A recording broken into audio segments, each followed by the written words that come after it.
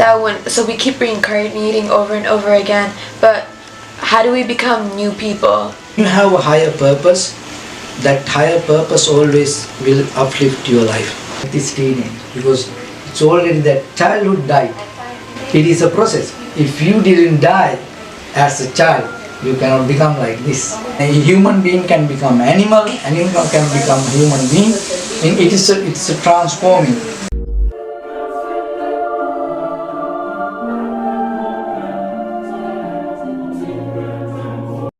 Buddhism, practiced by 488 million people all around the world.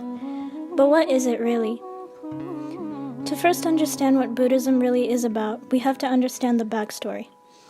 A man by the name of Siddhartha Gautama, born about 563 BCE, is responsible for the finding of Buddhism. He became unsatisfied with his life of comfort and decided to take up the life of a monk after witnessing a sick man and a corpse to understand the phenomenon of suffering. And so he left about 534 BCE to lead the life of a holy man.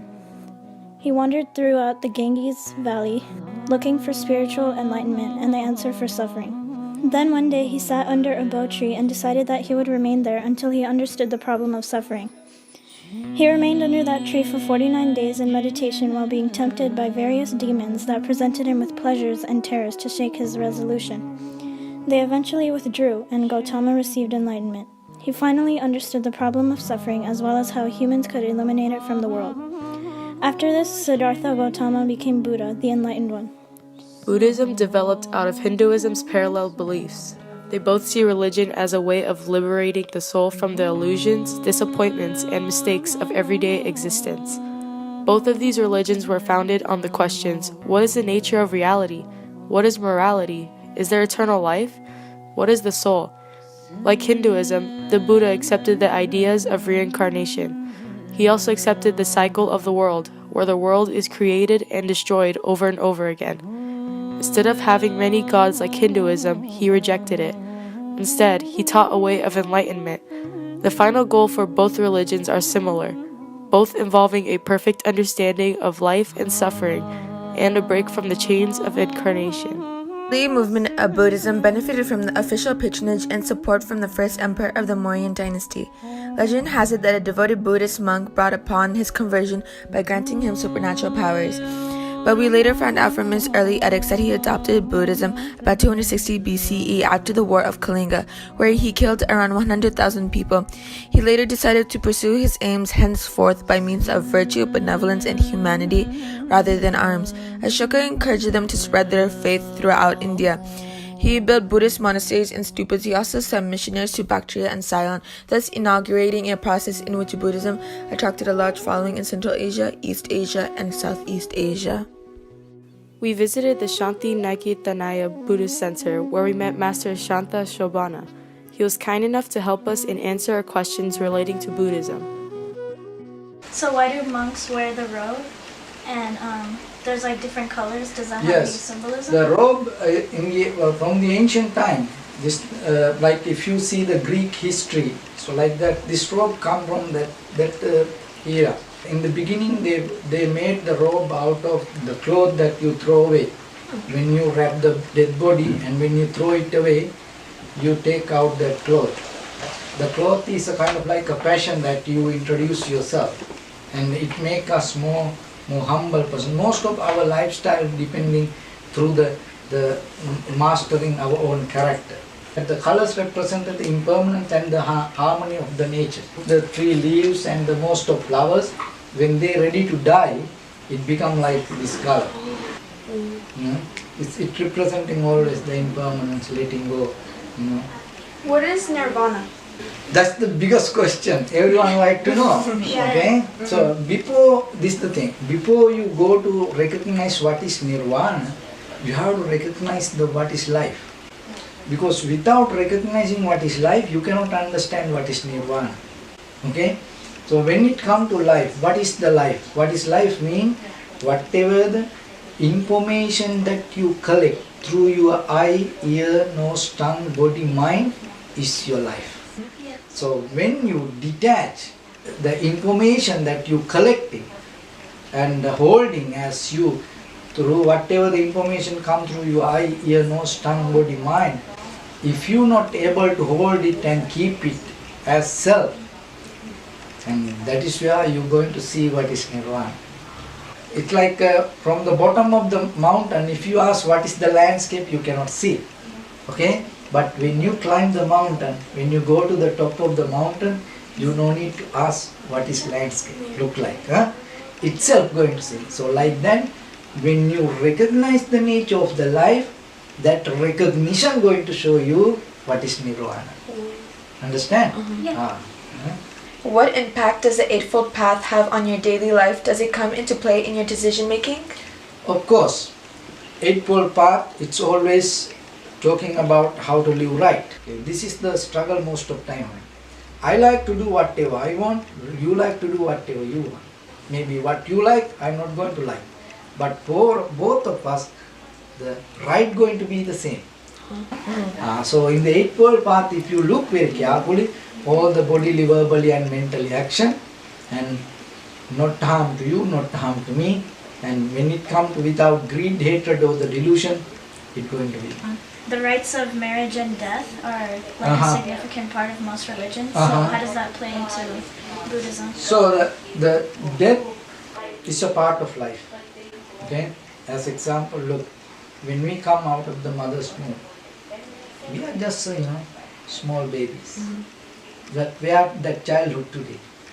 How you became like this teenage? Because it's already that childhood died. It is a process. If you didn't die as a child, you cannot become like this. A human being can become animal can become human being. And it's a transforming, existence to existence. How big a part does meditation play in the Buddhist faith? Is it daily activity or reserved for special occasions? It's the foundation. Meditation is help us to clear our mind. When the mind become clear, all the perception come to us going to become very clear. So in the Buddhism, its main thing is the understanding. So understanding through your own mind. So then you have to uplift your mental capacity to certain level to recognize certain things. Mind is always collecting information. Because of that huge, that amount of information, what is happening, we lose the truth of the life or the nature of the life.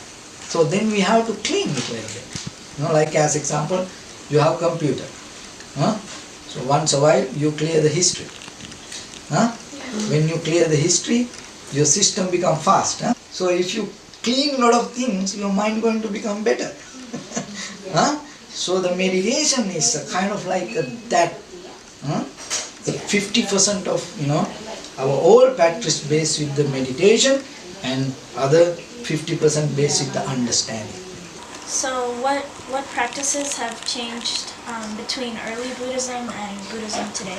In the early Buddhism, it was only the self-understanding. Buddha always tried to teach to people to recognize who we are, who I am. But later what happened, the culture start to establish and develop. All over the world, there are many cultures, according to their tradition, there are many cultural activities now start to came to Buddhism.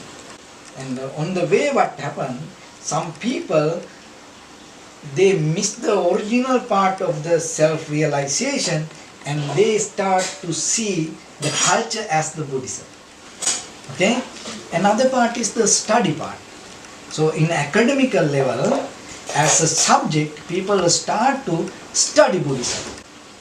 The self-realization and the culture, and now study. They take the Buddhism as whatever they study. So those are the three pillars that today what we can experience. But mainly what the Buddha mentioned, self-realization. That is the most important part. Right? Is there life after death? Life after death. Yes. Don't think just stopping the dying this body, don't think that process is going to end. No, it's like the rain, it's like the wind. Maybe the season change. You cannot see the winter here today. That doesn't mean winter not going to come. there are few questions. Who I am, why I came here, what I do, what is my purpose, where I go after I die, what will happen. Those are in these human civilizations every day, every time this happens. Even in the future this is going to happen. You know why this question come to us? Because we don't recognize who we are. When you are able to recognize who you are, these all the questions, you will find answers. So, I read somewhere recently that we keep reincarnating over and over again, but how do we become new people? You have a higher purpose, that higher purpose always will uplift your life. Okay? That's the important thing. When you just live like an ordinary person, your life going to be the same every day. But when you have a higher purpose, that higher purpose always should be to contribute something, not to accumulate. When you have a higher purpose to contribute something, it always change your life and it uplift. I see. Buddhism is much more than just meditation. It's a way to reach enlightenment. It focuses on the path to understanding the true nature of reality, which makes it appealing to those searching for enlightenment. It's a way of achieving the perfect understanding of life and achieving nirvana.